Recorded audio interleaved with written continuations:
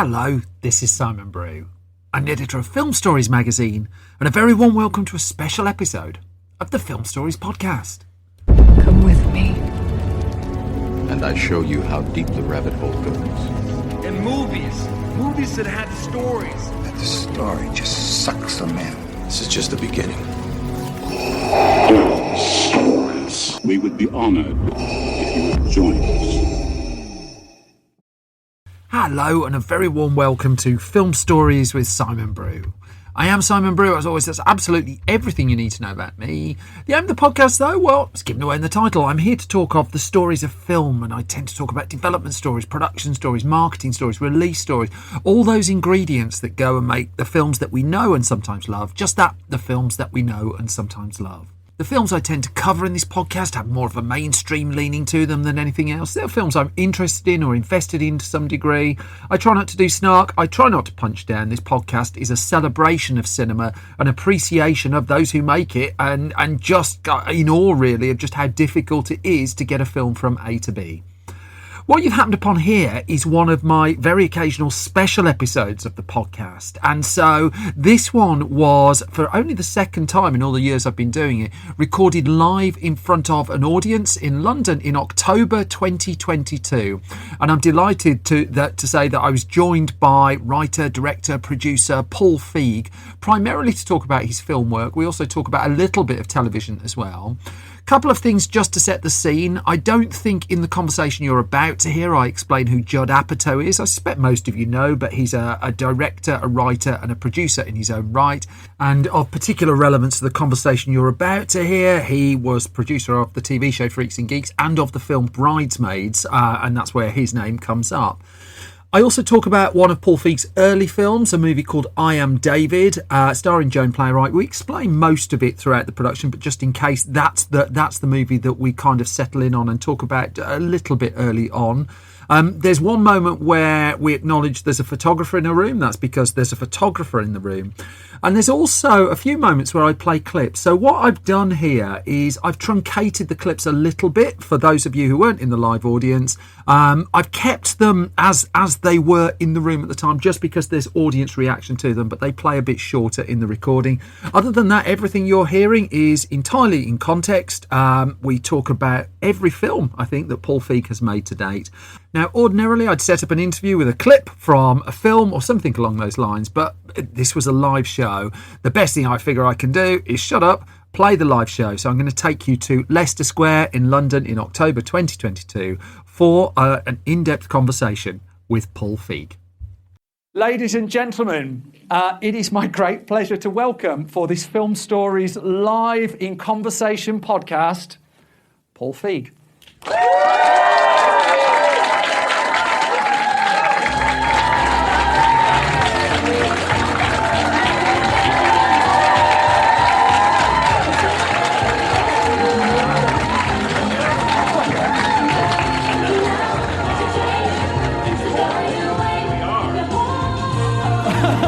Dancing. Well, not so, exactly. Hello, Paul Feig. Hello, everybody. So I'm starting actually with a couple of subtle plugs. So Paul Feig is on, let's get the business out of the way first. Paul Feig is on the front cover of Film Stories magazine, and you've also written a cocktail book. I have. So tell us quickly about your cocktail book. Yes, it's called, there it is. It's called Cocktail Time, and it's all my advice on how to throw a cocktail party and 125 recipes, some original, and then a lot of really embarrassing stories from my life associated with the cocktails. So this was this was your pandemic project. It turned you to drink. Yeah, well, yeah. I'd already been turned to drink, sadly. Entirely relatable story, I think. So if we're going to tell your film story, we have to start early, really. Yeah. I think, and so as much as we know you, and we're going to come to these films like, if I say names of films you like, don't be shy. But as much as we come to films like Bridesmaids and Spy and Ghostbusters and A Simple Favour, I think the crowd might be on your side. Oh, thank God. Your early days days were, I mean, I don't know if people know this, but your background was originally doing like stand-up comedy when you were like 15 years old. You were very young, weren't you? Yeah, I started at 15 to do stand-up because I was like, all my heroes were stand-ups and comedy guys and all that, and then I was a big Steve Martin fan, and so he made me want to become a stand-up comedian, and so I started doing that. Yeah, and it was good training. I mean, it was really good training for making movies, believe it or not, because it's sort of the same thing. You show up with your act, and then you do it in front of an audience, and you get a response, and you go, okay, we can top that. And so that's what I do with test screenings. I just screen them over and over and go, oh, that joke didn't work, or we can get a better one. Let's trade in a new joke. You know, we shoot some other stuff. But you were 15 doing stand-up comedy? Yeah, I started at 15, yeah. What, in clubs, or...? Yeah, clubs. There was a club called the Delta Lady in I've not Detroit. Been anyone? Yeah, any big Delta Lady fans? No, it was in Detroit, and it was right in the downtown part of not great Detroit at the time. But I had to get my parents to take me. It was an old biker bar. But they did stand-up there. And it was one of the first stand-up clubs. And I did this act, and it was really terrible, but I thought I was really funny, you know. And I taped it, and I got a lot of laughs. My first performance, I thought, oh, my God, I killed because I got a lot of laughs. But when you listen to the tape now, you realize they're just laughs of derision or like, oh, he's 15 years old, how cute, you know.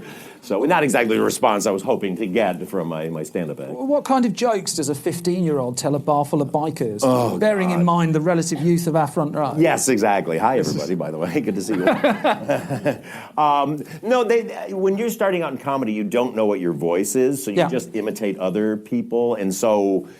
Johnny Carson, you know, he was a famous talk show host in the U.S., and he would do these opening monologues, just jokes. So I kind of wrote a bunch of jokes. And but all my punchlines weren't relevant to Detroit. They were like punchlines from his show, like New Jersey or something, which is a funny punchline. But people in Detroit didn't care about it. So, but it was a good lesson to how an audience worked and what people want. Even back then, you started to realize, audiences are really tough. It's funny. I did a lot of open mic nights, because when you're starting out, you have to do these open mic nights, and it's funny to go, or it's interesting to go to an open mic night and watch a new comedian go up for the first time, because what happens is we all rehearse our act in front of the mirror or whatever and go through it, and in your head you go, and then I say this, and it's going to get a giant laugh. And then I'll do this thing, and it'll get a giant laugh. So you're all set for that. So watch every one of these guys, if they're not good, or ladies, if they get up there, you'll see them get up that first joke, and they hit it, and they get nothing. And you just see the panic in their face. And that's when you go, like, you're either going to be a comedian or you're not, because if they crumble, you're out. But if they can somehow survive it and keep going, then that's what keeps you. It says you have the ego to do it. And that's your parallel with test screening your films? Yes, very much so. Oh, it happens all the time. We'll have, like, there's always jokes that we put in the movie that are right or we shoot, and I'm like, this is going to kill. And another joke, like, I don't know, is this stupid? Let's just put it in. And the one that's going to kill gets nothing, and the one that we go, like, that's not funny, gets a giant laugh. So you just don't know. That's why we do so many test screenings.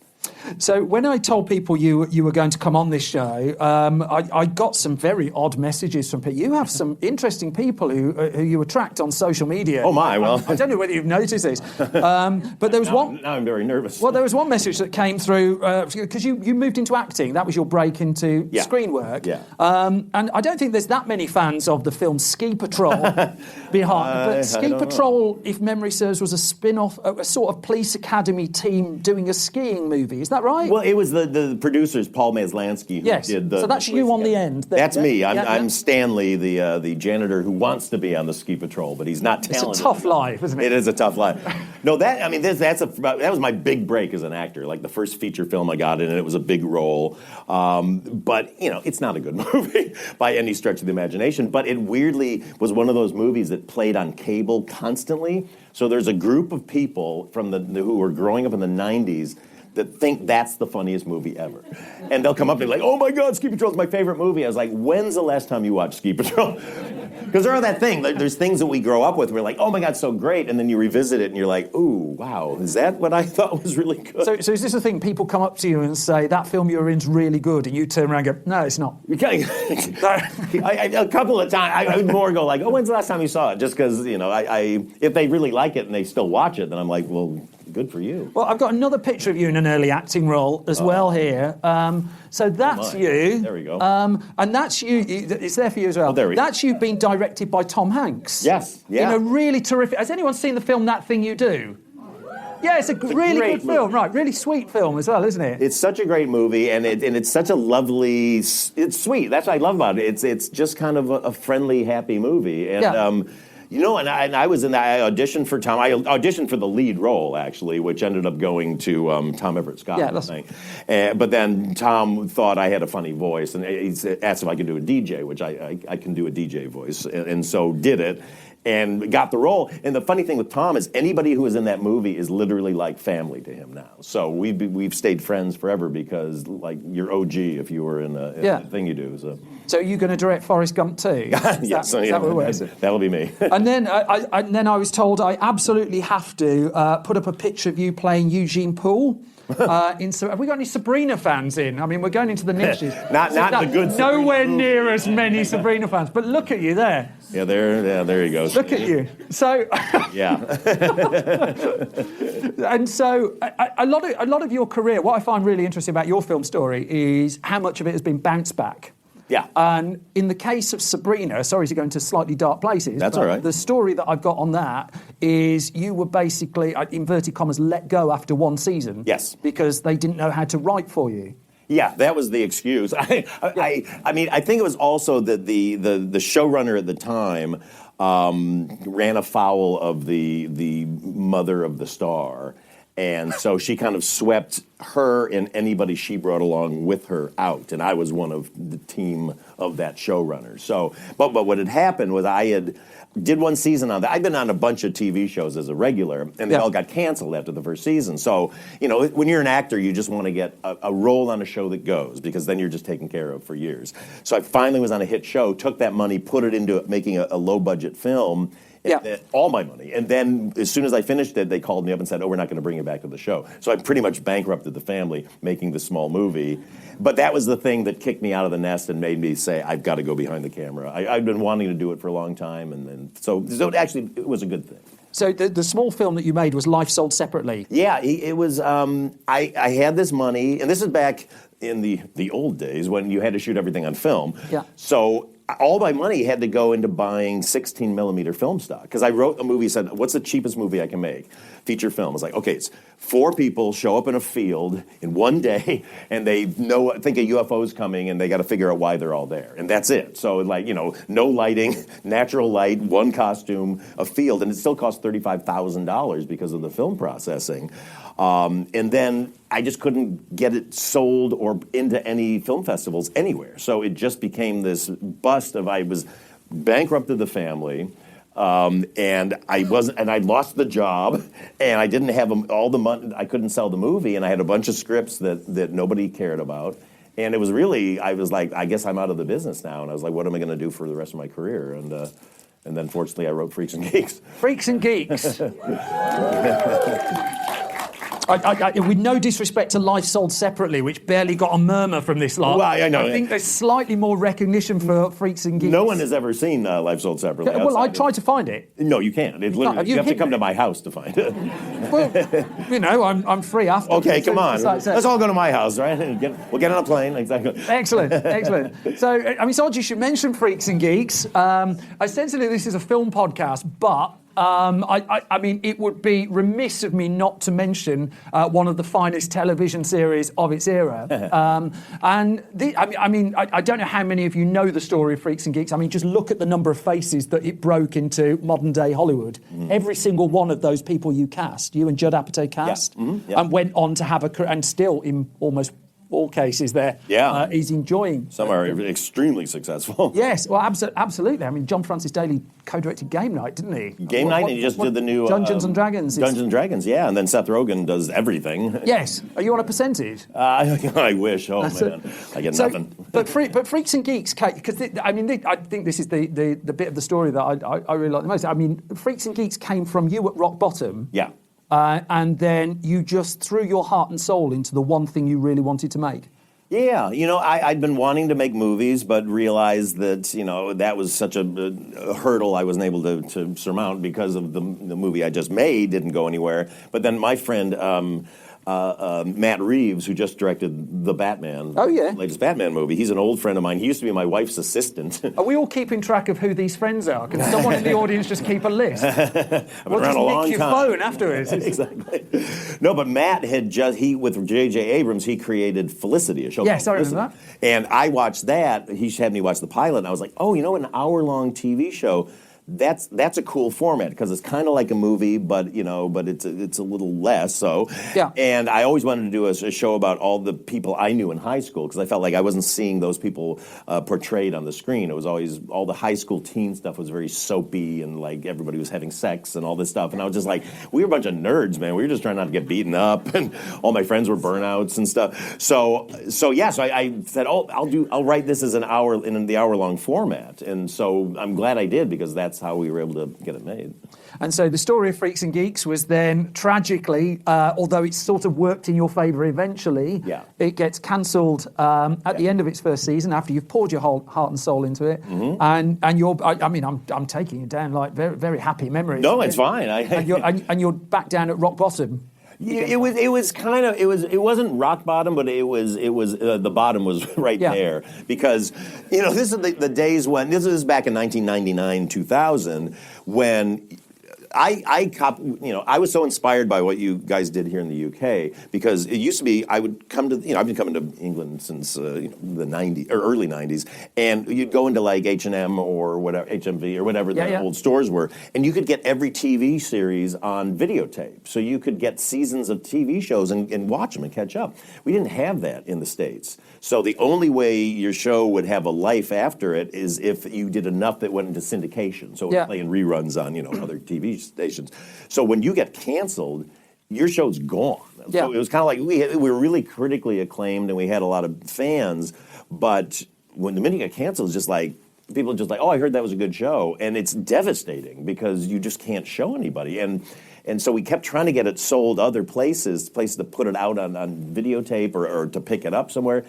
And nobody wanted to do it, and the only places that wanted to do it wanted to replace all the music. They didn't want to pay for the music rights. Yeah. But the music is so integral to that show. It was about $1 million in the end to get the music. Yeah, at the time. I mean, now it's probably even more. But, so 4 years we couldn't get it put out anywhere, and I wouldn't let it go out without the music. And then finally, a company called Shout Factory did it in 2004, and then it kind of got a life of its own. A top tip for you here. The trick to getting your programme repeated ad infinitum in the UK is to have a scene where Del Boy falls through the bar. Oh, really? And then you're just on hard rotation from what I can tell. There's one TV channel that seems to show absolutely nothing else. Just to continue cheering you up then, can we go into your movie jail era? Yes, please. And so this is, I mean, you've been very open about this, that you then made the move into film. Yeah. And you made two films back to back that didn't really, I think I can say, find an audience. They bombed hugely. But in particular, I mean, this first one, I Am David, which you've just got just on the left of the screen here, is probably the least Paul Feig thing I've ever seen you do. Yeah. This was my let's win some awards and make a prestige film phase, which is the most dangerous phase. Anybody here, any filmmakers, future filmmakers, don't try to win awards. It's a terrible slope. You're not entertaining the audience. You're not going to win the awards. I mean, maybe I don't want to be pessimistic, but it's a bad way to do stuff because what happens is you're trying to please the critics and you're not thinking about the audience, And so it's just diminishing returns. And I'm very proud of the movie. Look, they're all my children. You love even the ugly babies, and it's a particularly ugly baby, but it's very earnest and it's a sweet. I mean, in fairness, were you to go in and pitch it to a studio, the story of a boy trying to get out of a concentration camp to see his mother? Yeah, exactly. Is a bit of I think you told a story of they had to pay people to go and see the test screening of it. Yeah, there's a. Can I tell that real briefly? How I knew we were going to bomb is because we were actually testing really well. Like audiences really liked the movie when you do these test screenings, and so we did our final test screening and. big response, big applause. People, oh my God, we love it, we love it. And as the audience is leaving, we're celebrating, and I see them handing out envelopes to everybody in the audience. I'm like, what's that? And they said, well, when we told people what the movie was about, they didn't want to come, so we had to pay them $5 to show up. So clearly the movie's not going to work. I think it got released here in the UK, and I believe it made about £1,900 in the theater. So. I bought the DVD 2 weeks ago. Then you doubled our profits here. £6 if you count eBay, I don't know. But there's a couple of interesting things about I Am David. I mean, first of all, it's the only film of yours that's not an outright comedy, really. I mean, there's just, I mean, it would be fair to say that you've gone for there's a fairly couple straight of laughs in it. Yeah, you've gone for a fairly straight drama with it. Also, but for a first film, you're directing, and I don't know how many are familiar with Joan Plowright, but, British acting royalty. Yeah. And from the jump of what you were doing from directing a young cast and working with a young cast on Freaks and Geeks to directing someone like Joan Plowright, how do you find something like that? It was terrifying, because I needed somebody great for this role, and I was a big fan of Joan Plowright, obviously, and I couldn't believe she wanted to do it. But it was a really good role for her. I actually think she turns an amazing performance. Yeah. But I learned so much in the short time I worked with her because she was very professional, obviously, and very just businesslike. And this was back when I would storyboard everything. I would literally draw every shot on these index cards and have shot lists and all this stuff. And which is a good way to do it, but it makes you very inflexible as a filmmaker, because you show up like, here's the plan. Okay, you sit here. Then at this point, you get up, you walk over here. Actors don't want to hear that. Yeah. They want to have a moment of discovery and rehearsal. So I started rehearsing with Joan, and I didn't have enough time to shoot this scene anyway. It was tight, and so I'd worked it out. Oh, they'll just sit at this table the whole time. So we start rehearsing, and she's getting, and then she gets up and she walks over to the window, and then she does this thing, and she gets up and then she walks over to the kitchen and she does something. And all I'm seeing is like my shot list going. Oh my God, that's another setup. That's another setup. And so I'm like, well, hey, Joan, I actually think you'd probably just be at the table, because like he's been walking around so much, and now you can be at the table. You're like, well, I think I should go over here. And I'm finally like, I know, but could you really just sit at the table? And she goes, well, this is going to be a rehearsal where you listen to the input of actors, and I'll continue. But if you're just going to tell me what to do, then just tell me what to do. And I was like, oh my God, I just got screamed at by an acting legend. And it was devastating. And I was just like, no, Joan, I'm so sorry. And so what ended up happening was we worked it down to, she had this one beat where she gets up and goes over to the kitchen to do something. The kid goes with her. They have a talk, and then they come back. And it actually worked great. It was much better than if I just kept them at that table. So I just learned, like, you got to be flexible and you got to listen to the actors, and it's always nice not to get yelled at by a legend. and was the relationship okay after that? She was fine. Yeah, she was fine, but that was a scary moment. Oh, it sounds absolutely terrifying to me. I should point out that I Am David is also the film where you found Jesus. Yes. That you got Jim Caviezel just before Mel Gibson nicked him for Passion. I read 5 or 6 members of your cast from I Am David were then recruited for Passion of the Christ. Yeah, very much so. So you're Mel Gibson's casting. It's not sure it's a badge you particularly want. I know exactly. Yeah. No, thank you. No, I was doing the movie, and Jim came up to me one day. He goes like, "Hey, I had a meeting with Mel Gibson who said, 'Are you ready to ruin your career?' And he's like, 'Well,' I said, 'I'm going to play Jesus.' I was like, 'Wow, well that's cool, okay.' But our movie took so long to come out because we made it independently. And then we didn't have a studio to release it. And so it took 2 years to get it released. And so now, Jim Caviezel's in the movie for probably about 5 minutes. Yeah. All right? But, and the kid behind him is in the entire movie. So, but the movie the Passion of the Christ went through the roof. Yeah. And so the marketing department did that. And I was like, oh my God, you guys, you can't do this. He's not in the movie that much. I wouldn't mind, but it's Joan Plowright's name at the top of the poster as well. And where is she? I know, she's not even on She's not even on the poster. I was always... Jesus has risen there. I always had a big argument with them about this poster because I always thought this was really disturbing. See that grate? It looked like he had gills. And I was like, can you move that? It looks really weird. And they wouldn't do it. Oh, God. No. I'm sorry, I projected that on. Oh, no. I wish I had a laser pointer, too. See at the top, there's a picture of him under an umbrella. That's just a production still. That's like from behind the scenes. I was like, guys, there's other things in the movie. Might as well have him at the craft service table, like drinking. So I basically spent 20 minutes giving you hives. And Yes, exactly. Okay. Well, let me complete the job. I mean, first of all, I want to acknowledge that Unaccompanied Minors, which was your first foray into screen comedy, yes. Also casting a young cast there, including, relevant to what we're coming to shortly, Kristen Wiig in a very, very small role. Her very first time on screen in a movie was playing the mother of one of the kids. Again, she's got like one line in the movie. Yes. But I loved Kristen. She had just started on Saturday Night Live, and I just thought she was brilliant. And yeah. And was she approached to play Jesus in post-production? She's playing Moses. That's right. I asked her that. So there's one last thing I want to do on I Am David before we're going to move on to some of your Some more successful movies. Well, I mean, I'm trying to dance around that, but yeah. Exactly. Because I think this was your Hitchcock moment, I'm David. Oh. Because... Yes, I am. And I'm sat watching the film, just like all earnest, deathly serious subject matter, and then there's a moment that occurs 31 minutes into the film. Oh, my God. Yeah, there he is. Excuse me, young man. We need some help. Do you know if there's a gas station around here? The kid's not going to speak English. He's your Italian. All right. Mia, Nishita, Bisogno, bistecca. Mia, Nishita, Bisogno, bistecca. My wine shop needs steak. My wine shop steak. Glug, glug, glug, glug, glug. Oh, yeah. So we got the mics back on. So my point is, you wrote the film. Yes. You directed the film. Yes. You cast the film. You chose that shirt. Yes, I did. I approved that shirt.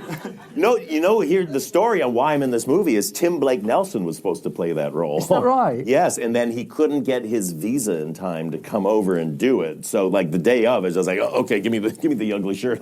I'll play it myself. So yes, and you wonder why this movie wasn't a success. So I mean, this was 2000. So 2006, Unaccompanied Minors comes out. Yes. And you are, as you say, you've had two films that haven't succeeded at the box office. He's supposed to be taking pictures. I know. But don't look scared. And then I think it's 2007. You have your first conversation about that film.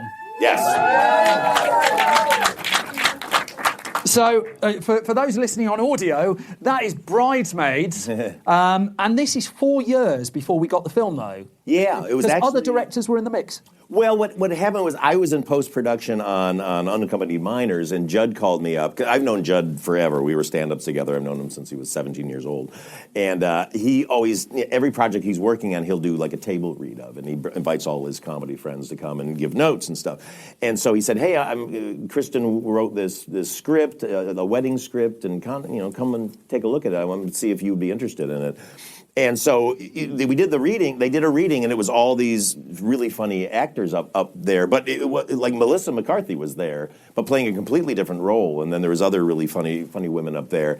But it wasn't that different, but it was very different at the same time. The structure of it was there. But so I was so excited watching it because, like, look at all these great roles we can have for all these female comedians, because that's what I really wanted to do was do movies about women. And he said, oh, well, can you kind of shepherd this for the and really help them get the script right and all that? But I was in the middle of that movie, and I had another one that I was supposed to do after Unaccompanied Minors, and I was like, I don't have time right now, but just keep me in the loop of what's going on. And I gave a bunch of notes to them. And then it just kind of, I would check in all the time, and it just wasn't happening. And it just sort of sat dormant for about 3 years because Kristen was busy on Saturday Night Live, and Judd was busy with other things, and I don't know if the studio was quite into it. So yeah, it just kind of languished forever. And I eventually just gave up. I remember one point, a couple of years in, calling Judd and saying, like, what's up with that wedding movie? He said, I don't think it's going to happen. So I was like, oh, that's too bad.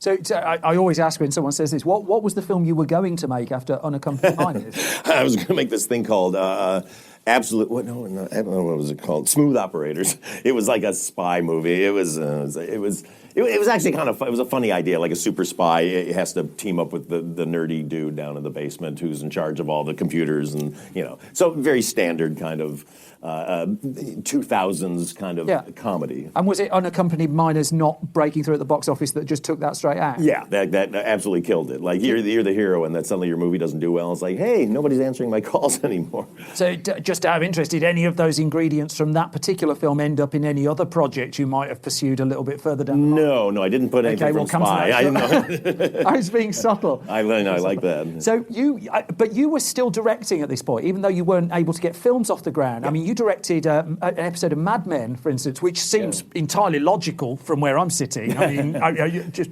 pristine. I'm doing my best. But you were directing Arrested Development, 30 Rock, The Office, all different shows with very different styles to them. Mm-hmm. I thought. I wonder if that was part of the attraction, that you were just almost a mini extra film school. Yeah, I mean, I knew I would. Yeah, anybody who wants to get into directing films if you can direct TV, it's the greatest thing because every show is different. You're suddenly popping to different genres. I was doing kind of fake documentary style in Arrested Development. Then the next week I'd be doing a drama, Mad Men, and then I'd do Nurse Jackie. So I'm doing a medical show, and I go into these genres going like, I don't know anything about a medical show, and then suddenly you just learn how to do it, by just having to do it. And it made me very loose as a filmmaker. It made me abandon all my shot lists and my storyboards because, especially on Arrested Development, a lot of times you wouldn't get the script until that day. You would show up and they would hand you the script. They were always behind, which infuriated everybody else. But I was kind of like, oh, it was fun because it took the pressure away of having to pretend like you had a plan and just being open because the actors are so good and it allowed them to be loose. And I could kind of follow their lead as opposed to dictating to them how I wanted to stage it. And the lessons from that have, my whole rest of my career has been that of just staying loose that way. You're pretty bulletproof if you only get the script on the morning, though. No one will blame the director. Kind of, although they'll always blame the director. Okay, oh yeah, we're the first one blame somewhere. That's kind of what I'm trust me. Sure. We get nothing but blame, I tell you. So when then, in the midst of all of this, did Bridesmaids come back to life? When did that become a thing, and when did your escape from movie jail begin in earnest? It was 2010, and I was directing all these great TV shows, but I felt very unfulfilled because all I wanted to do was movies. Yeah. And when you're TV, you're sort of at the mercy of the people that run the show. And then I booked a gig doing all these internet commercials for Macy's, the department store Macy's in the U.S., and it was all these different celebrities. So there was one with Martha Stewart, there was one with Tommy Hilfiger, and there was one with Donald Trump. Yes. So I directed Donald Trump. Okay. I know. In this, floor's yours. You tell the story. I know. It was like, it was a gig, and it was really weird, because he was just kind of a buffoon back then. He was on all these talk shows. Oh, he's changed radically. I know. Now he's so serious. Nobel Prize recipient. Thankfully not. So we just kind of made fun of him in the thing, but he was terrifying at the same time too, because the whole thing, they were like, he doesn't want to be there. Whenever you got to get him in and out fast, And I'm at the point where I'm kind of like, everybody's famous to me, so I'm like, oh, I don't want Donald Trump mad at me, And so he is a documentary style again. So he comes in, and I'm there with the cameras. I said, have those cameras up, man. When he walks in, we're ready to go. And he comes in, whoa, wait, I got to put my makeup on. I was like, okay, but we were ready. We were ready, right? Okay. So we shoot the first half. It's all about him coming to a school bake sale. And there's one little dumpy kid, and he kind of helps the kid do a makeover and have a successful business at this bake sale. So kind of a funny setup. Fiction, yeah? Fiction, yeah, exactly. So he came in and he did the before thing, and it was fine. He was, funny and all this. And so I'm like, okay, great, we got that. And he said, oh, my God, Paul, you're the best. It was like 45 minutes after he got there. He's like, you're the best, thanks, goodbye, everybody. I'm like, whoa, Donald, wait, we got to reset, because now we got to do the after. What? I was supposed to be out here an hour ago. It's like, well, you got here 45 minutes ago, so I don't quite know how I'm not the master of space and time. I can't really make that wish come true. So then we finished it, but he was exhausting and kind of just had this weird energy about him. But so I was kind of coming back from that, and I was at the hotel and just like, what am I doing with my life? And I got a call from my agent and said, hey, you know what, that wedding movie is coming back. And I was like, really? Yeah, but Judd hadn't called me, so I said, well, maybe he's gone on to somebody else. So I said, just put my name on a list of other people, other directors, and if he responds, then fine. In like 5 minutes, I got a call from him, like, okay, we're going to do this movie. You got to go talk to Kristen, make sure she's okay if you do it. And then there it was, and we went off and made it. and it was because Kristen Wiig co-wrote it, of course. Yeah, she and Annie Mumolo. And so you had to have the phone call with her. She had to sign off on the idea. Well, I was in New York at the time, and she had just finished Saturday Night Live, so we went and had coffee, and we were friends anyway. So she's like, "Of course, you want to do this." And then what we did is, she was in New York. Annie Mumolo, her writing partner, was in L.A. So we set up a writers' room where we did a big rewrite on it with Annie and then a couple of other people. We're kind of helping throw in some ideas and all that. And then we would send it to Kristen. She would get together with Annie. They would rewrite it. It would kind of go back and forth as we were fine-tuning the thing. But it was really Kristen and Annie were doing all the work. And then we got it into shape and went to production. And you sort of knew this was your last chance. Oh, yeah. I think your third strike, I think you've described it out before. If this one failed. Code name Strike 3 was this movie. Because like, if this one bombs, then I am like so out of the business, I'm never coming back.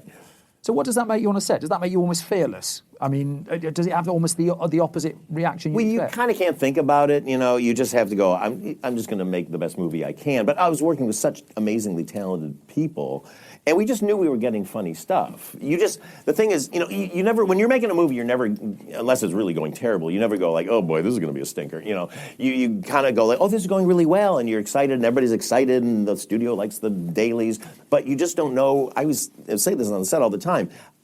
I just don't know if it's going to add up, because every day's great dailies strung together into a movie sometimes just becomes a turgid, slog.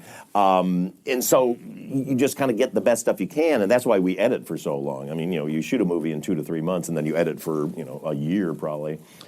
So I think now is an opportune time to... Does anyone want to see a bit of Bridesmaids? Oh, hello. So I'm just going to show a little clip. Now, I've just got a question about this. I think most of you who've seen Bridesmaids know which sequence is coming. And I'd hate to disappoint if you've not seen it. I mean, I don't quite know how to contextualise and set up. When you go to posh film shows and, like, they give you this whole preamble of, like, oh, this is the serious mode. I'm just going to show it. I'm sorry, front row. I don't know what to say. You look...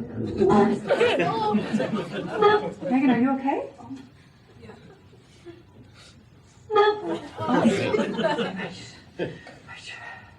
My chest was probably just tight. Oh my God. You got food poisoning from that restaurant, didn't you? No, I had the same thing that she had, and I feel fine. Oh my, okay. Oh no. Nothing's happening. Oh my God. I don't really care which dress we get. It doesn't matter to me. I just need to get off this white carpet. No, okay, no, not the bathroom. Everybody go outside. I'm serious. There's a bathroom across the street. Everybody has the flu.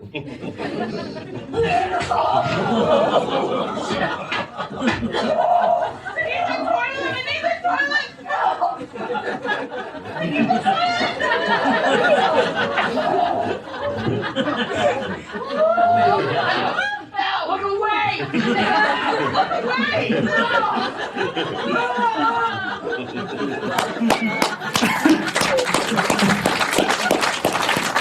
Let me just say, that movie was nominated for 2 Oscars. It was, yeah. Now, the story I've got on this, and I'm going to move on. I mean, we could talk about Bridesmaids all night, and I would. But that individual sequence, because you've just talked about editing there, was test screened 9 different times, and 9 different versions were put in front of audiences. So, how did it change? Because Kristen Wiig was said not to be very keen on that sequence. No, the night before we shot it, she was trying to talk us out of doing it. Just because, fair enough, like, on paper, it looks bananas, and it looks pretty bananas on paper. But you just don't know how like, I could have shot that much less, how do you say this? Much grosser, like, these kind of scenes normally would have giant fisheye lenses and somebody's face, and they're sweating and and making these faces and all this stuff. And I just wanted to document it sort of the way it would normally happen. But then we shot a bunch of extra stuff too. We had a whole other sequence where Becca, when she can't get to the toilet, she runs down the hallway thinking there's another toilet at the end, and with Whitney, the lady who owns the store, chasing her. And she throws open the door of this all-white office and projectile vomits across the whole thing onto Whitney's wedding photo with her husband. And so it was those kind of things you go like, I think that's too much. So it was really just finding the levels, because we had some cuts that had more gross stuff in it, some that we pared way back on it. But what I like the most is, if you notice, like when she sits on the sink, there's no big like shit sound or anything. It was kind of like, we still got to be cool. Let's not, the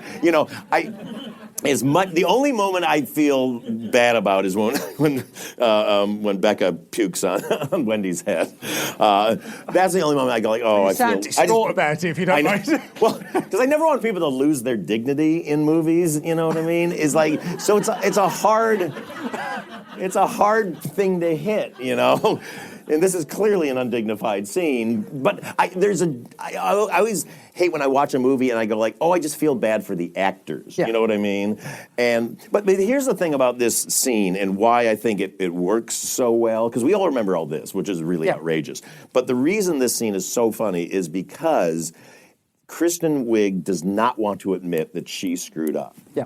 And so in the face of overwhelming evidence, she will not give in. She's like, no, it wasn't the restaurant. The restaurant was fine, and that's why I think that's why it's funny. And that's kind of why we came up with this scene in the first place, because we just wanted to illustrate, okay, she's not going to admit she doesn't have as much money as Helen. She's going to try to compete. She's going to make a mistake. And how far do we have to go to prove to her that she made a mistake? And she still won't admit it. So I think it would be fair to say, I think you can hear the enthusiasm in the crowd for it as well. This was the film that broke you out of movie jail in some style, although I do know, I could tell by the reactions of people who'd never seen Bridesmaids before when that clip was going on. Didn't they? But I think what's not so known is the film that you moved on to next was for a long time going to be Bridget Jones's Diary 3. Yeah. That you were attached as the director of that for about 4 or 5 months or something? Yeah. What happened was, Bridesmaids was going to come out. It wasn't tracking very well, so we didn't know if it was going to be a success or not. And the odds were it was not going to be a success. And the one thing I learned is get the next job before the one happens, so at least you're locked into something. And so I got contacted by Working Title, and they sent me the script, and I thought it was a really fun script, and I loved the original Bridget Jones is so great. And also I wanted to live in London. It's like I would get to live here. So literally right after Bridesmaids came out was a success, I moved here and just went through months of kind of rewriting the script and trying to get it right. But just something in my head said maybe I shouldn't do it. I don't know why. It just didn't feel like the right match for me, because Bridesmaids had done well, and I knew I wanted to do original things and not a sequel to something that wasn't mine. So eventually kind of hopped off it and then ended up doing The Heat. Yeah, and there was a film in the midst you were trying to get going with John Hamm and Melissa McCarthy as well. A thing called Dumb Jock, which is a script I wrote, which I love, and it still might get made at some point, probably with different people. But but no, it was a weird time, because when you have a successful movie finally, which you've been waiting for your whole life, following up is terrifying. It's like, second novel syndrome or whatever. Like, you got to make sure that what you followed up with is really great. And I've seen a lot of directors have the big hit, and then they go, now I'm going to make my passion project. And I know, I just don't want to go back to movie jail. I'm like, don't pull out the passion project, because I've seen enough guys then get dinged for that. They do the passion project, doesn't do well, and suddenly it's like, your judgment is then judged by the people in charge. You have to keep producing and making commercial hits if you want to stay in that game. And having gone through all those other experiences with the movies that didn't do well and movies I couldn't even get marketed, like I Am David, we couldn't get marketing for it. I work so hard on those. I want to do whatever I can to make sure my movies get seen. And so if you do a movie for a studio, you know it's going to get seen because you're going to get marketing, they're going to put it out. And so it's worth whatever extra pain you have to go through or expectations or pressures they put on you to keep making movies that people will see. And it's the same amount of effort, mental energy that goes into making Unaccompanied Minors, that goes into making Bridesmaids, goes into making Spy. Life sold separately. I put as much blood, sweat, and tears into that as I did into my new movie, for Netflix. So. Oh, we're coming to that. We're coming to that. So, where are we on The Heat? We got any fans of The Heat in? Oh, hello. So, Heat is the one of yours I don't think tends to get talked about so much anymore, but this was another big hit movie. Yeah, this did really well, and it was a real relief that this was the follow-up and it did well. But, this is the one that's kind of, the critics always kind of ding more than anything. But I think it's super fun. I really enjoyed making this movie, and it does make me laugh. So. Well, the thing with The Heat, and the story I never appreciated at the time, was how fast it came together. Oh, my God. You've turned films round relatively quickly before, but this, often we talk about the development and production of a film in years. Yeah. And this was turned around in months from what I can work out. It was 8 weeks from when I first read the script to when we were in production. Good God. Because what happened was Melissa was on this show called Mike and Molly, which I think they show here. And so she had just finished doing Identity Thief. And she had like about a 6-week window before she had to go back to Mike and Molly.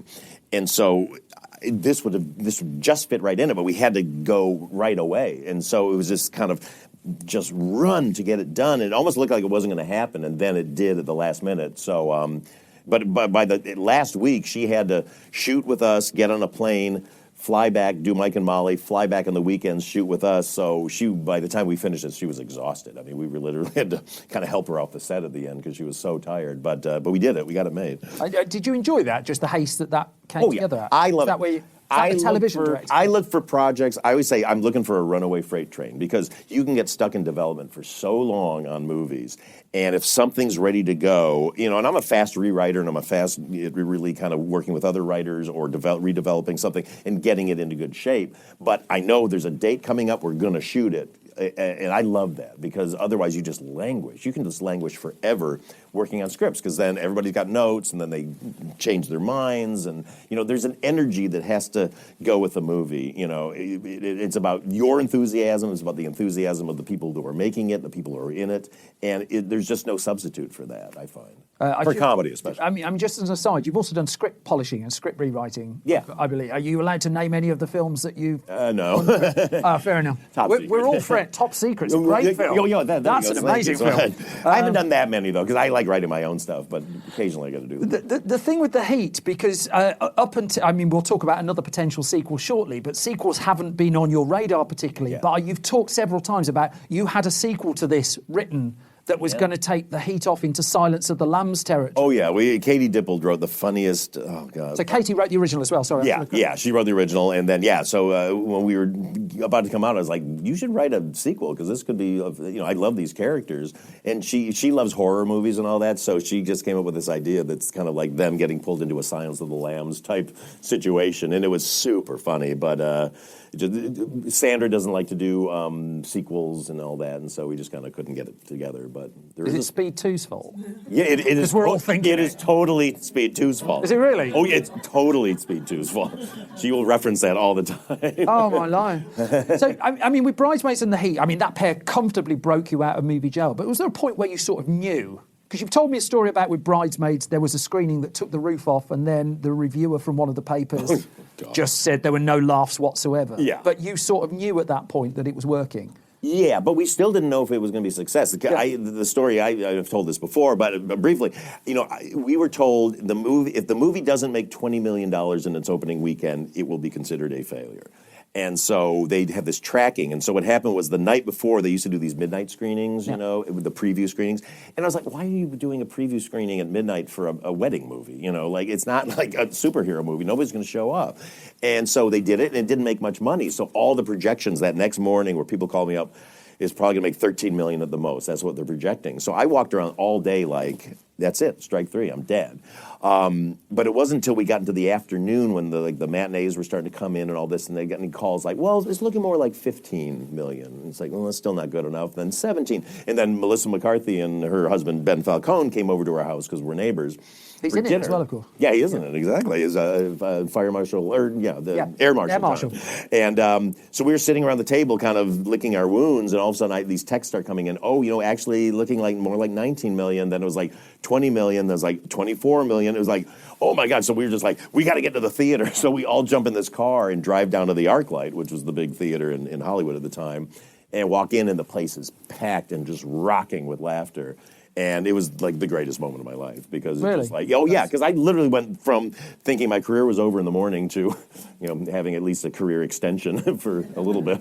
It's quite a contrast with that 15-year-old. Yeah. Yeah. Oh yeah, very much so. Was there a similar moment with the Heat where you just knew that? Well, we were testing really well on the Heat. Actually, we tested way better than Bridesmaids tested, actually. You know why Bridesmaids didn't test well? It's what my editor at the time, Bill Kerr, calls the greasy cheeseburger syndrome, which is that scene right there. People would watch and scream with laughter. I mean, the place would just go crazy. But then 5 minutes later, like after you eat a greasy cheeseburger that you really enjoy, you go like, oh, I shouldn't have eaten that. Like people would go like, oh, I shouldn't have laughed at that. So it would come up on the cards all the time. What scenes don't you like? Oh, the dress shop scene. Oh, blah, blah, blah. So we could never get our scores up because of that, because people wouldn't admit that they liked it. But the Heat was scored really high. So we kind of had a feeling we were in good shape. And also we had Sandra Bullock. Yeah. So that gave us a little bit of, more. And it did really, really well. So, I mean, true to form to what you were saying before, you already had your next project into motion by the time the Heat was out in cinemas. Yeah. And so now, I'm looking at you, Room. This is your moment, because I'm now going to put up his masterpiece on the screen. Any fans of Spy? So I am. You know this. I am rather fond of the film Spy, and we had a little exchange beforehand where I said, when we're coming to do this show, are there any clips that you particularly want me to show? And you only cited one thing that you wanted. So if you're not familiar with the film Spy, what you're about to see is very 15. Very 15 certificate. It's a movie with Melissa McCarthy and Jude Law and Jason Statham in a comedic role. And you asked that I put up some of the outtakes from Spy on the screen so we can kind of get an idea of your process of how you made this. Well, let me just set it up, Howie, because I write a lot of, I have other joke writers there, we write a lot of alternate jokes. And so with Jason, I would sit there and I would have these jokes, and then people were handing me jokes, and they were so ridiculous. And I was like, he's going to kill me. Like, at some point, he's going to punch me because these jokes are so stupid. But so I'd just go like, and I'd read it off, and he would like burst out laughing, and then he'd do it. And so we just got so hooked on like, what is the stupidest jokes we can write for him? And so now you're going to see a bunch of ones that didn't make it into the movie.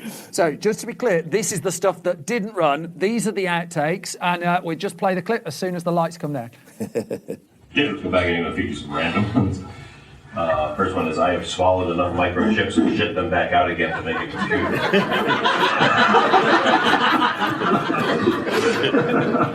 I've swallowed enough microchips and shit them back out again.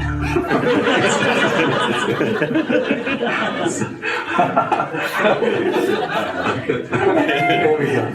I've swallowed enough microchips and shit them back out again. Enough to make a fucking computer. I reset both dislocated shoulders at the same time. Call driver of that, you wouldn't understand unless you had a dog up under that skirt. It's super rude. Don't say dog. And dono. Dog. Dog. Yeah, I thought it was doorknob. Don't say door. I do that one now. It's called the rivalry of men. You wouldn't understand unless you've got a dog underneath that skirt.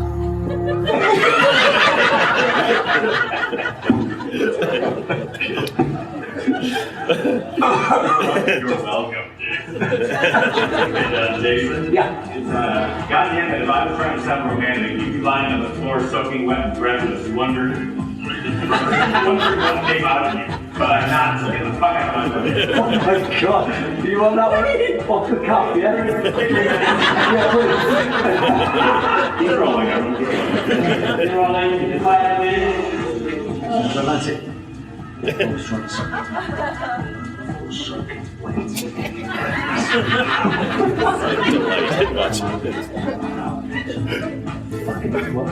get the fuck out of my way.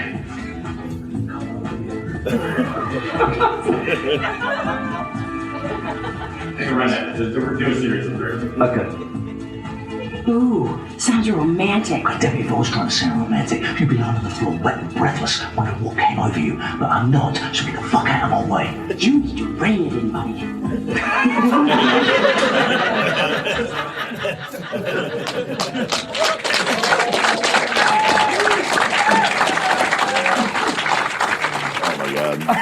And there's even more on the DVD. There's that whole... Well, I had to pick my favourite, and believe me, I had whole run about the that was a happy day for me. Oh my God, that was a happy day. So, for those of you who haven't seen Spy, I mean, it's you scratching different itches. Actually, this is you directing action cinema for the first time. Yeah. Also, Jason Statham. I mean, by reputation, tough as nails. Yeah. And you say you were slightly scared of feeding him the lines originally. I mean, he was fully in there. Oh, he's so game for it, but I just never know where I'm going to push somebody too far, you know. And Jason's, you know, he makes his living being a cool, tough guy, you know. So it's like at some point, I kept thinking, oh, he's going to just say I can't do that, or just beat me up.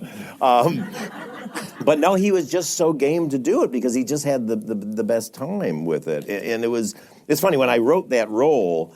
Because I had a meeting, I was a giant Jason Statham fan forever. My wife and I every movie he's in, he's so great. And so I actually, when you're a director and you're actually doing okay, you can have what's called a general meeting with somebody. Go like, I would just like to meet Jason Statham and talk to him. So he comes to my office one day, and I'm so nervous because I'm like, oh my God, because I don't know what to expect.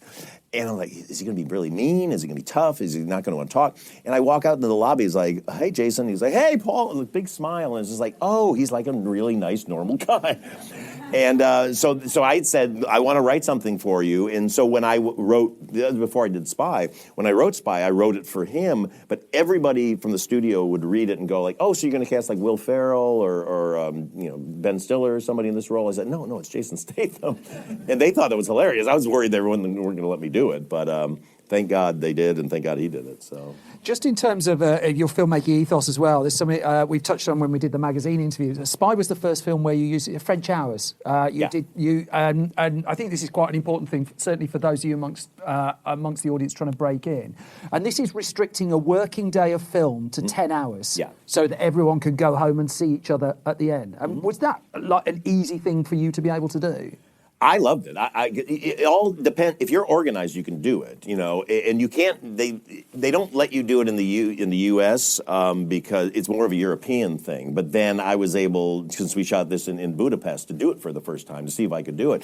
And I love it because, I'm constantly writing, and when we're working, we're always coming up with stuff. So it's pretty intensive. So by the end of 10 hours, I'm kind of done. Yeah. And what French hours is basically you do 10 hours, but you don't take a lunch. There's food that circulates the whole time, so people eat and graze and all that, but then at the end of 10 hours, you have to pull the plug. You can't then fudge it. You can't then go longer. I mean, every once in a blue moon, you'll take like an extra half hour or whatever. But it gets everybody out, and you're fresh, and you're not, just bleary-eyed and working these kind of long, crazy hours. And it's really great. So I love it. And but it has been ruined in the States by a lot of other filmmakers who do it and then they don't stick to the 10 hours. So they just do like a 15-hour day and nobody eats lunch. So that's terrible. So now it's become kind of a dirty word in Hollywood, but I'm trying to bring it back going like, it works, but you have to stop after 10 hours. You can't take advantage of it. So the story I heard once upon a time was you were, I mean, you've told me in the past, you looked at doing a sequel to Spy, and I hope one day it still happens, but also a sort of a friend of mine who was working at Fox suggested that the reason they didn't go with Spy was they had a choice between Spy and Kingsman. Was there ever any truth to... Yeah, well, it was just Kingsman made a little more money than we did. We did really well, but we didn't go through the roof as much as Kingsman did. So and they kind of go, well, what's our Spy franchise? But it was a bummer because I really wanted to do more of them. And who knows? Who knows? They never say never, my friend.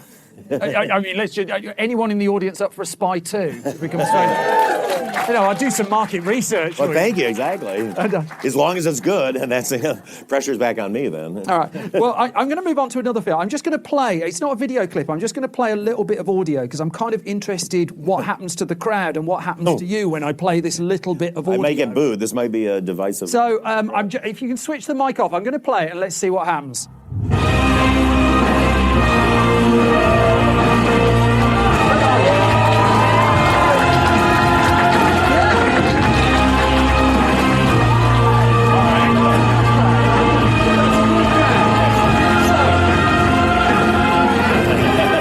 So, where are we on this? Somebody's going to do something mean in a minute. I swear to God, I'm traumatized. Ghostbusters, which again you were on in double quick time, straight after Spy. I mean, there's clear enthusiasm for that film in the room, but I think most of us are aware that you went through the mill a little bit on that particular film. Yeah. But, I mean, can you just talk about just the speed of turnaround and you coming to this movie? Because this was you scratching a big science fiction itch. I know you're a massive science fiction fan. Special effects itch as well. Yeah, well, I mean, the road to this was very strange because we were in the middle of shooting Spy, and I got a call from Ivan Reitman, who said, I have this sequel to Ghostbusters, and I love your work, and I would love you to direct it. And I was like, oh, my God. I was so blown away by that, because I was a giant Ghostbusters fan. I saw it opening weekend when I was in film school. And so he sent me the script, and I really liked the script, but I was kind of like, I don't know, it's been so long, and Harold Ramis had just died. Yeah. And it was kind of like, I don't know, it's not the original team, and I knew Bill Murray didn't want to do it. So weirdly, I mean, I never would have thought back when I was in movie jail, I'd call Ivan Reitman and say, like, I'm so sorry, I don't think I can do this. But I did. And so, but then when we were in post-production on Spy, Amy Pascal, who was running Sony at the time, said, come over, have lunch with me. I just want to talk to you. So, okay. So she just was like, why do you not want to do Ghostbusters? None of you comedy guys want to do Ghostbusters. And I said, here's why, because, it's comedy royalty. Everybody loves it. You're just stepping into comparison if you do it. But she kept saying, it's amazing franchises just sitting there dead. And that just resonated with me. I was like, God, you know what? It's right. It's such the idea of funny people taking on the paranormal with science is a great idea, And so I was like, oh, what should I do? What should I do? And it was one day I just went, wait a minute. I work with all these really funny women. Why don't I, to get away from the comparison of the original guys in the movie, I'll do, an all-female team. And it was like, should they be like the daughters of them? And I was like, you know what, let's be safe. I'm not going to touch Ghostbusters. Let's let that be over there. I'm just going to reboot it, and we'll keep it separate. I thought it was going to be very respectful to the, the hardcore fans, because you go, oh, no, I'm just not touching that. We're doing it over here under the same name. Well, it clearly didn't work out that way for these people. But did you enjoy? Did you enjoy making it? Because lots of the conversations about Ghostbusters are about the ecosystem that built up around it via a certain subset of fandom. I think I could put that in inverted commas. But the actual process of making the film. I had the greatest time making this movie. We had so much fun making this movie. But we just had the backdrop of all this controversy. Because I had announced it before, basically when we just came on board, and it just started the shitstorm because of that. And so that was always roiling in the background. But here's my issue with the way that the media works these days. I'm very pro-media, so I'm not like, But what they do is they take trolls online who are a very small group, very vocal, but very small, and they blow them up into a big thing. So it becomes like everyone on the internet is mad about this, and that becomes the story that then keeps perpetuating. So what it does, it creates this whole kind of political situation over what is just supposed to be a funny movie about people trying to stop ghosts, And suddenly we're in the middle of this whole thing. Donald Trump, literally, there's some tape of him going, no, the Ghostbusters are women, what's going on? Yeah, but you pissed him off earlier, to be fair. Well, I know. If you'd have not kept him waiting that long, this would have been a very different story. He was happy with that piece. That was a funny bit we did with him. So that's what, so by the time we came out, it was such a political move to go to see our movie that I think a lot of people were just like, I don't want to get involved. So we did well. I mean, it did well, but it just didn't do well enough. I think I can say this and you can't as well. It's just like you've always been open to people who don't like it. Yeah. I know that I've seen, we've talked about it. People have come up to you and said, I don't like the film. You shake their hand. It's just like, that's absolutely fine. Yeah. You don't like the film. Yeah. And like on a human to human level, so be it. There's plenty of stuff I don't like, just in movies in general.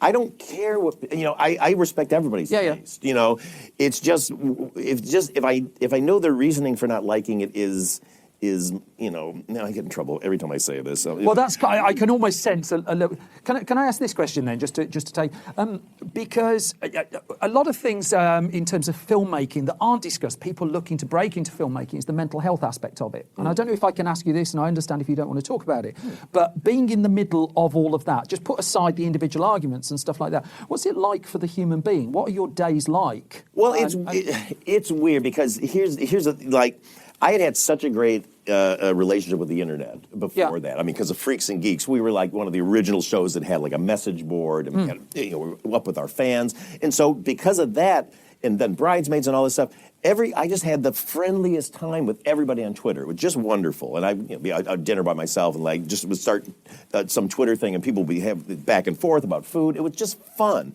So, and I was a bullied kid, I mean, that's why I created Freaks and Geeks. So when it happened, I was just not prepared for it, because I'd hear people get attacked on Twitter. I'm like, I've never been attacked on Twitter. Like, how does that happen? Because you see who the people are. So then when it started coming, and it was just coming at me like a Gatling gun. I mean, and it was so mean, and a lot of it was really misogynistic. There was death threats.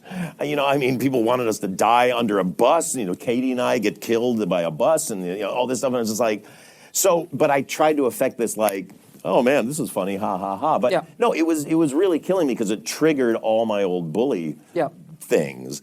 But I handled it really well for a year and a half.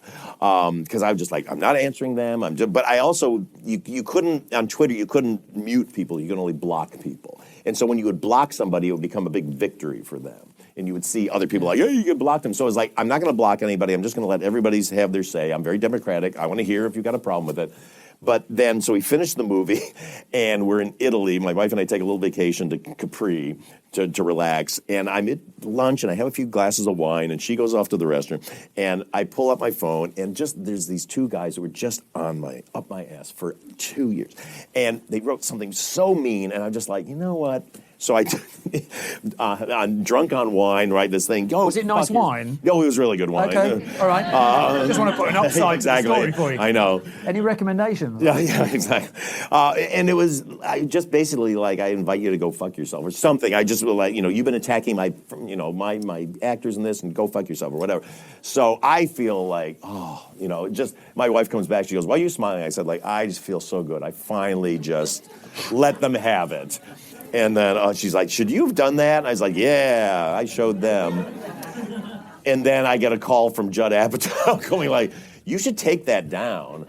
I said, no, man, they've been blah, blah, blah. I showed them. Blah. And then, of course, I should take it down. Because then, it's like in wrestling, if you watch wrestling, the guy's all preening and then he gets hit with a chair. And he's like, walking on. That's how the trolls are. It's just like, once you fire back, oh, my God, we can't believe you. How dare you say that to one of ours? And then I was a villain. And then I was pulled into the whole thing. And, then it was a mess. And then the whole thing happened. I mean, I'll put it all on the table. I had done right after I'd announced Ghostbusters, right when we were just in development, and got all that bile came in for the first. I remember that. I was moderating a comments board at the time, totally. So I saw the stuff that was being deleted. Terrible. Yeah, just to tell. I did this interview for a book that this guy was writing about geek culture. And he just, we got talking about something, and we were talking about, how much I love the geek world and all this stuff. And then I was just, in a moment, he brought up something about the trolls. I said, look, also the geek world is also the home to some of the biggest assholes I know, too. Yeah. And, said that as a quote. Well, right before the movie comes out, this guy sells that quote to a magazine, and it's just out of context. It's just me saying the geek world is filled with the biggest assholes ever. And of course, everybody lit up and was mad. I'd be mad too if I read that out of context. So I had to put this thing out saying that, and it's just like, oh my God, like what's happening? We're just trying to make people laugh, you know. And it just, I don't know. It was a really bad time for a movie that I had so much fun making and that I'm still very proud of. You know, it's not a perfect. Well, the movie. upside of it, you see a lot now. I mean, you well, a lot. I mean, now it's sorting itself out. I mean, a lot of people come up, but still, you know, I can't go on Twitter and they still, you know, anything I tweet. Well, yeah, but Ghostbusters sucked. It's like, all right, I get it. Move on. I did have a tweet asking to ask you why you made that sucky Ghostbusters. Well, I guarantee it. So I've passed that on in case anyone. Oh, good. Well, that's probably one of the nicer ones. Yes. Got, I'm sure. So, but I mean, did it nearly put you off? Did it nearly knock you out of filmmaking? No, not by any means. It was just more a bummer because. It was just, you know, we made it for the purest of reasons, which was just to make a funny movie with funny women and you know, entertain people and, you know. So when I put on Twitter that Twitter, yeah, love it, that I was going to interview what films do you want me to talk about, overwhelmingly, I didn't see this coming at all. It was the next one that I'm going to put up on the screen that people were just coming at me, just like asking about that. And there's an old adage that your next film is kind of a reaction or a response to your last one. And so the film in question is a See what? Yeah. Thank you. So I hear this a lot. I hear people that I'm working with just asking about Simple Favour, a Simple Favour.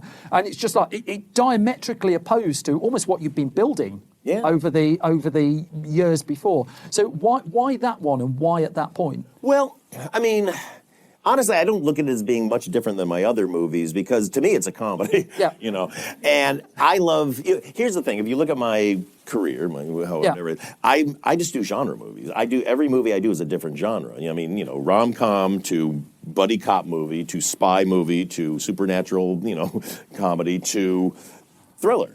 And I'd always wanted to do a Hitchcockian type movie, but I don't know how to write that. I'm not a good mystery writer. I'm not a good thriller writer because you need twists and turns and all that. My brain just doesn't think that way.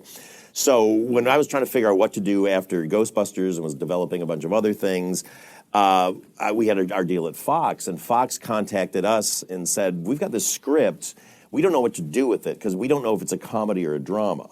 And they said, "Would you produce it?" And we were like, "Well, sure. We'd like, you know, let us read it." And so I read it, and I was just like, "Oh my God!" Like every page, I was just turning like every page had a twist and stuff. And it was funny, you know, or it had the ability to be funny, is what I liked about it, because of the character that Anna Kendrick plays, this nerdy mom stuck in the middle of this thing. And so by the time I'd finished reading it, I said, "I want to direct this." I just saw it so clearly in my head what this could be and what the tone could be. And I love walking a tonal tightrope. That's my favorite thing to do. You know, I always bristle when people call Spy like a spoof, because to me it's not a spoof. It's a real spy movie that just happens to be really outrageous with outrageous characters. But we treat the spy story real, and the stakes are real, and the danger is real. You know, and so this just really felt like it was going to be a lot of fun to do, and I just had the best time making this movie. And so it didn't end up at Fox in the end, did it? There was a little bit of jiggery pokery until you could get it off the ground. Well, we were all set up to go. We were literally 9 weeks out from production, had a full crew and everything on hold in Toronto. And Fox called up and basically were like, we don't think we want to make it. And it's like, oh my God, what? So fortunately, Lionsgate swept in and saved us. Because if we pushed literally one more day, we were going to lose Anna Kendrick, we were going to lose our crew and everything. So it's kind of a little miracle movie that had happened. And so, I mean, this turned out to be Lionsgate's biggest hit of the year as well. Oh, did it? I didn't even know that. It's certainly up there. And in a year where it wasn't having an awful lot of fun. But I remember talking to you just before it was released, and you said to me, it's always stuck in my mind, you said you were surprised at how funny it was. Almost as if you'd gone into it thinking this is more thriller than comedy. Well, I knew it was going to be funny. I didn't know how people were going to react to the comedy. Yeah. Because you don't invite friends and family to screenings. No, I don't. Right? I don't do friends and family screenings. Yeah. No, that's they always try to get you like, oh, show it first to friends and family. It's the worst thing you can do because your friends and family like what you do, so you're not going to get any good feedback and anything. They're going to go like, that was great, and you're like, the movie's great, you know. And then when you put it in front of a real audience, you're like, well, those people are stupid, you know. So I just like to get in front of a real audience who don't know you, who are happy to tell you your movie sucks, you know, because that's good. You need to know that when you're in the process of developing developing and working it and making it better. So, but no, I was, I knew how funny they were and stuff, but I wasn't sure if the audience was going to buy the mix. You know what I mean? Even though I work really hard to kind of walk that tightrope. So our first screenings were just like, oh man, okay, this really works. But our very first test screening we did of it played huge. Like people were really enjoying it and laughing at the right parts and screaming at the right parts and all this. But then at the end, there was 2 scenes. One was where Anna Kendrick's character goes to the prison to visit Blake Lively's character about 6 months after she's been in, and it turns out they've been working together. That Blake Lively's character gets inside information to help Anna Kendrick crack cold cases for the cops. So you go, oh, they're kind of friends. And then after that, I did a whole Bollywood dance number where Henry Golding's character proposes to Anna Kendrick with a flash mob and asks her to marry him, and she says yes. So the movie's playing great. Those last 2 scenes come up, and the audience turned on that movie so hard, and the scores were terrible. And I was like, what happened? They were in this the whole time. And it's just like they didn't want her to be friends with Blake Lively's character, and they did not want her to marry Henry Golding. And so for the next test screening, I cut those off, and I did put those chyrons up that's at the end of the movie now, and we tested through the roof. And so it's like, wow, okay, people have a very, very distinct opinion about what they wanted Anna Kendrick's character to, have happen to her. So I think we've worked out we're all friends here now, aren't we? We can all kind of keep secrets, stuff like that. Yeah. See. Oh, great. Now the internet tells me that you're doing a Simple Favour too. So, was that one word? See, now we're not. Right. Now they're not. So is there any truth to that at all? There's potential truth to that, yeah. There is a script, and it's very, very good, and we're just kind of polishing it right now, and it's just about schedules and all that right now. So, but it could very well happen. It could very well happen. No one's listening. I'm just going to write that down. Oh, really? Okay. It's all right. I hope we do it. I want to briefly. We're nearly out of time because I want to make sure these people, these lovely people, get questions. So I do want to briefly touch on Last Christmas. Yeah. Last Christmas. Oh, hello. Oh my gosh. Okay, now you really made my night. Okay. Well, yeah. The thing I love about I really enjoyed Last Christmas. What kind of critic am I? I don't know. Well, you definitely don't work for the Guardian, I'll tell you that. I remember. Oh my God, they hated this movie so much. They wrote 3 separate articles about how much they hated this movie. And they've been fans of mine. They've been really supporters. I was just like, what did I do? I'm so sorry. Just because I've got pseudonyms, Paul Feig. I mean, that's just I knew it. I knew. But what I love about this, I mean, this is another one that's had a resurgence. It was #1 DVD seller like the year after it came out. But was your response to criticism? And I just thought this was an absolute masterclass. I'm not trying to just drag you back down to low days, but there was a Rolling Stone review. I don't know if anyone remember this. And Rolling Stone did a not particularly nice review. Gave it 1 star. What a classy response to a 1-star review that is. And it's just like after all the shit that had been piled on you, to be able to do that in the end, I just thought was really something. So for the purpose of the audio, this was when you just asked, can it be one really big, lovely star? Yeah. But by that point, are you almost a bit bulletproof? You're never bulletproof, but you just go like, you know what? I know people have liked them. I test movies enough to go like, I know people like it. It comes from when I was a stand-up comedian, and you'd have one night where your act would just destroy.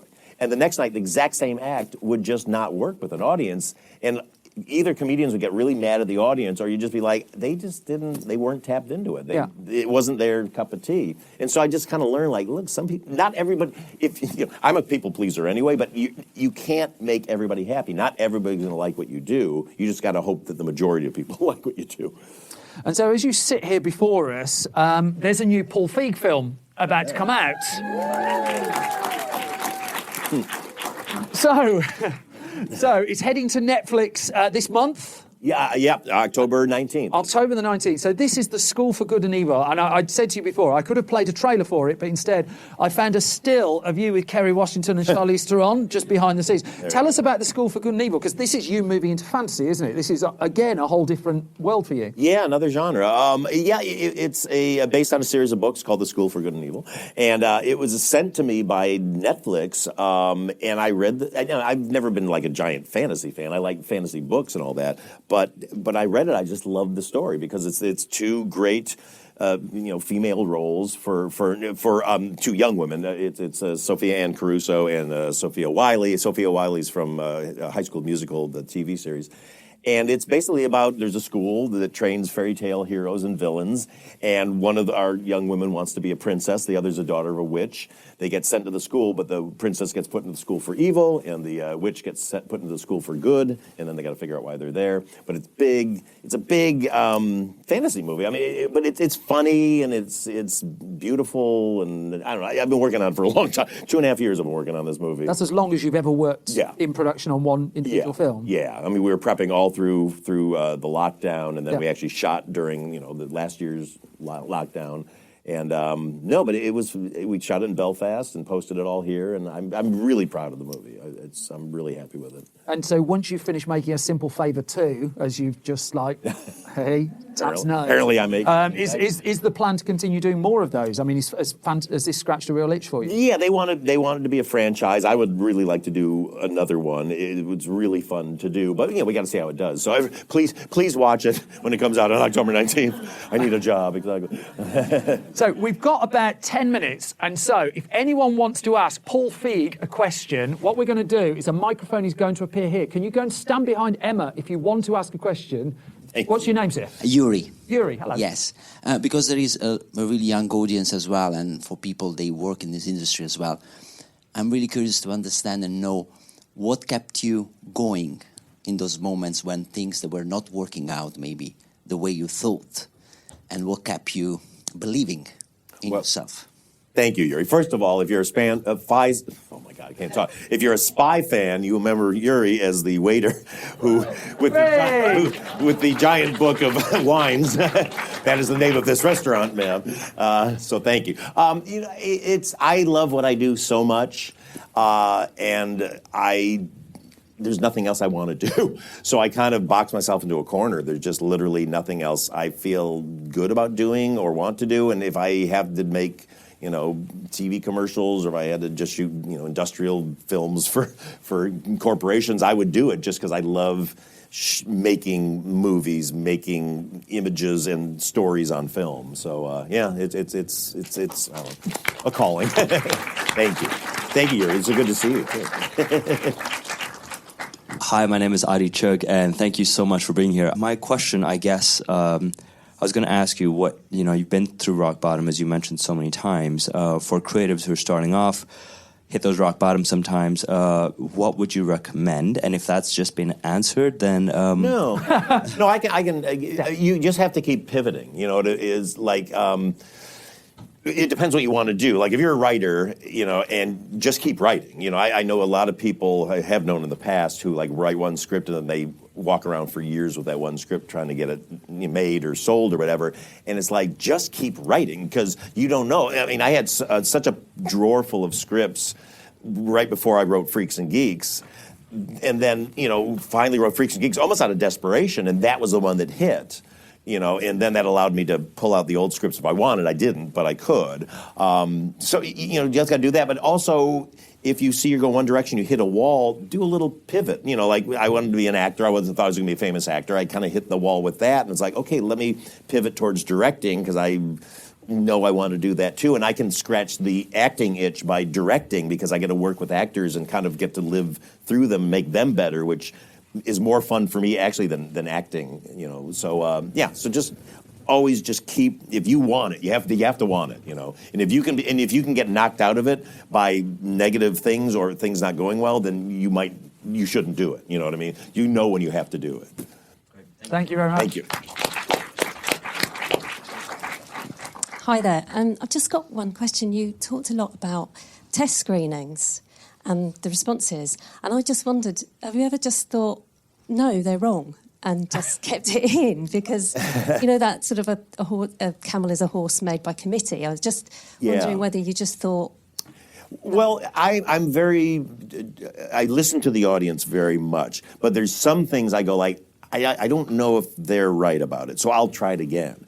And some things I'll even dig in and try 3 times, but if after 3 times it doesn't work, you go like, it's got to go out because it's just, you know, it's one thing if I was making like independent films, but I'm making movies for studios that expect me to give them a return on their money, you know, so I have to make sure that I know that it works for the majority of every audience I see. But, you know, there are times you go, like, there's one thing in School for Good and Evil, this thing that Peter Serafinowicz did that I just think is so funny, but we just couldn't get quite the response from an audience that we wanted, so we cut it out because it was kind of long. But, you know, those are the moments. And I'll usually keep in, like, 1 or 2 things for myself, you know, that I go, like, they don't work. But one of the reasons you take out stuff that doesn't work is there's the audience, you can lose the trust of the audience very quickly. It's what my same editor who said Greasy Cheeseburger called the Angry Villagers syndrome, which is a movie starts, a comedy starts, and you watch it, here comes the first joke, and you go like, oh, that wasn't that funny, you know, but oh, maybe the next joke will be funny. The next one you're like, oh, that wasn't quite funny. And then the villagers suddenly get angry because they paid money to see this and they burn down the village. So you have to make sure that everything's like kind of a home run or a you know triple if I may talk baseball terms. But that's why I'm very slavish to the test screenings. Thank you. Thank you. Hi, hello. I wanted to ask, how do you go about picking actors for your roles? Mm-hmm. Because I've heard that, you know, they either like you or they don't.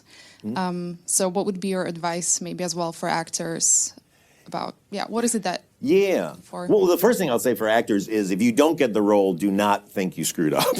You know, I used to beat myself up like crazy as an actor because like, oh, I stumbled over that word. I've hired people that can barely get through the script, but you just go, there's something about that person. There's a quality I like, you know. And so it's a very personal thing, and everybody kind of casts different. So my only advice is really go in being yourself or being what you are most comfortable with the character being. Because if you're trying to kind of figure out what they want, you're not servicing yourself, and you're also not showing them what you can do, you know, because we really look and see like, oh, there's a quality that person has. Because film is so honest, you know, the camera's right there, you can't lie. It's not like on the stage when you can, you know, I can play an old man because they put a wig on me or whatever. It's not going to work on screen because the audience is very discerning of that. So you just have to really bring your personality to it, or what you want, what you think is your, you know, the most unique thing about you, because you want to be unique, because we're always looking. And the other thing to remember is we don't forget if we like somebody, even if we don't cast them. You know, sometimes it's like, oh, I've had other times like, remember that person we saw 2 movies back? They'd be perfect for this. So do your best, know you did great, and then walk away, and don't beat yourself up if you don't get it. Hi. Hey, yeah. I wanted to ask how you get involved in test screening. Like, do you have to sign up for it, or do you have to pay for it? Well, they usually... I know, it's great. What happens is they're always waiting outside of theaters. They'll see people with clipboards, and they'll basically go out, and they're looking to recruit people for screenings, and they're always looking for every age group, every kind of, you know, every group. They want a very demographic, you know, kind of sampling of people. So, yeah, I bet Leicester Square is probably got to be ground zero for this kind of thing. So if you see people with clipboards, go and say hi. Thank you. If you see people with clipboards, go and say hi. They look like movie people. Okay, so these are our last 3 questions. Hi, I wanted to ask, who is your favourite actor or actress to work with? Oh gosh, my favorite. Oh, you'll get me in trouble if I have to say. We won't tell. Yeah, exactly. It's a podcast. Oh, exactly. No, I mean, look, I love working with Melissa. Obviously, she's really fun. We have a great time. But I just had the best time working with like Charlize Theron and Kerry Washington. They're just so wonderful. I like anybody who just shows up and comes to play. You know, because you do all this prep and all the work on the script, and it takes so long to get to the set and get a movie made, and then to get to the set and be like, okay, let's just shoot it and now we're done. It's like, no, now we're here. This is when the fun starts, and that's when people surprise me, and I can surprise them with a direction or a line they don't know. So I just like anybody who shows up and is ready for fun. Thank you. Can I just do one annex to that? Are you and Melissa McCarthy planning to work together again at some point? Hopefully. You know, I mean, we've done 4 movies together. Yeah. We never planned to do any of them together. Yeah. It's never been like, oh, we got to do the next movie together. It's just been like, oh, you know what, you'd be funny for this. Or she read Spy. I actually wrote it for somebody else, and she read it. She goes, like, I'd like to play this. Like, oh, okay, you know. But you don't have a kind of The Irishman in your back pocket. Yes, exactly. Hi. How much control do you personally have over the casting process? Oh, all of it. Yeah. I mean, that's the nice thing about when you're the director. You're really... Everything goes through us, but I hire really talented people to bring me ideas and all that, but I approve everything. But like this new movie, we made over 800 designed original costumes. We even built the shoes and the jewelry and everything. So that it's really important to me. That's one of my favorite parts, music and the costumes. And, you know, the woman who did A Simple Favour, Renee Kalfas, just did this movie. And if she doesn't win an Oscar for this, I don't know. Because, I mean, we made so many costumes, and they're gorgeous costumes. Are you looking to act? Are you looking to get into one of his films? That would be great. We'll sort that out. And our last question. Bring it back down a bit. Do it. I just wanted to ask that with your experience with Ghostbusters, have any other filmmakers come to you in the light of that and asked for advice? Okay. Would you ever tell another filmmaker to not touch something with a barge pole because of what happened with Ghostbusters?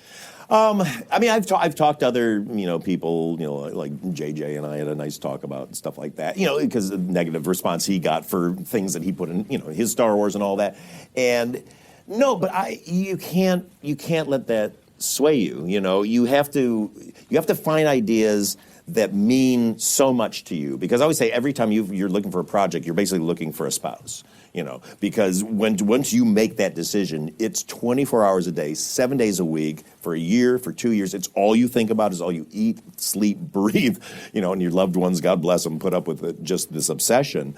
So if you've got that passion for it, then do it. The idea that some things would sort of die in the crib just because somebody's like, oh, I'm kind of afraid to touch that, is really scary to me. I mean, look, there's some things... Don't remake Back to the Future. I can tell you that. That would not go well. Probably stay away from that. Maybe The Godfather you might want to stay away from. But if you have an amazing take and it's going to be groundbreaking and it brings something to a new audience, again, like Ghostbusters, that was a dormant franchise. It was sitting 25 years, nobody touched it. So however angry a lot of these people got, there's a whole new generation of younger people that now know Ghostbusters, and now they watch the old ones and they saw the new one, Afterlife, and all that. So it's if you got to be the sacrificial lamb, then if you've got a great vision and you're going to do something that you think people will enjoy, then you should do it, and don't be stopped by trolls, because screw them. They're the worst. You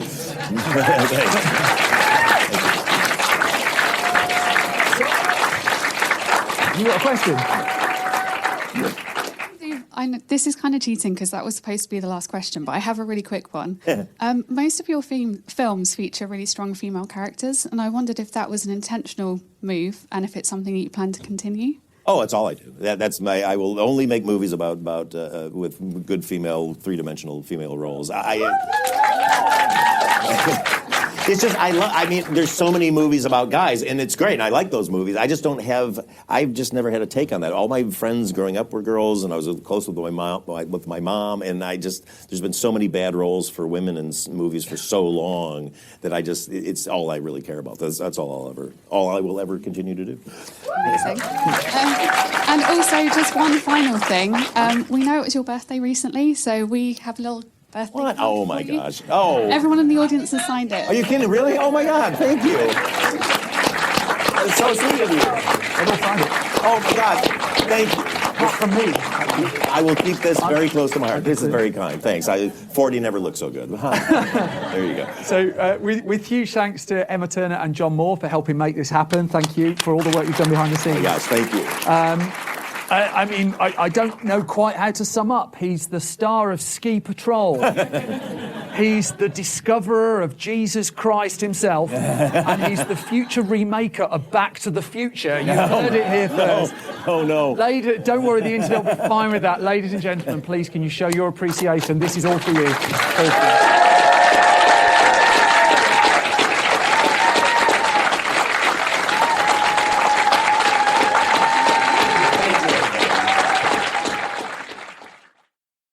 And that was my conversation with Paul Feig. His new film, The School for Good and Evil, is playing on Netflix now around the world. His cocktail book is coming out in November 2022. And I think that's pretty much it. I don't think you need to hear any more from me. Thank you so much for listening to this podcast. If you did like it, you do enjoy it, please do leave a ideally hugely positive review. Please subscribe. And then if I've not bored you to death, you can find more from me on Twitter at Simon Brew. More from the entire Film Stories project at Film Stories Pod. You can find our website at filmstories.co.uk. Our online store with lots of print magazines, including our Paul Feig issue of Film Stories magazine, is at store.filmstories.co.uk. We're on Facebook at facebook.com/filmstoriesonline and at youtube.youtube.com/filmstories. It just leaves me to say again, thank you so much for listening. Thank you for your time. And I'll be back soon with your regular episode of Film Stories. You all look after yourselves. Bye-bye.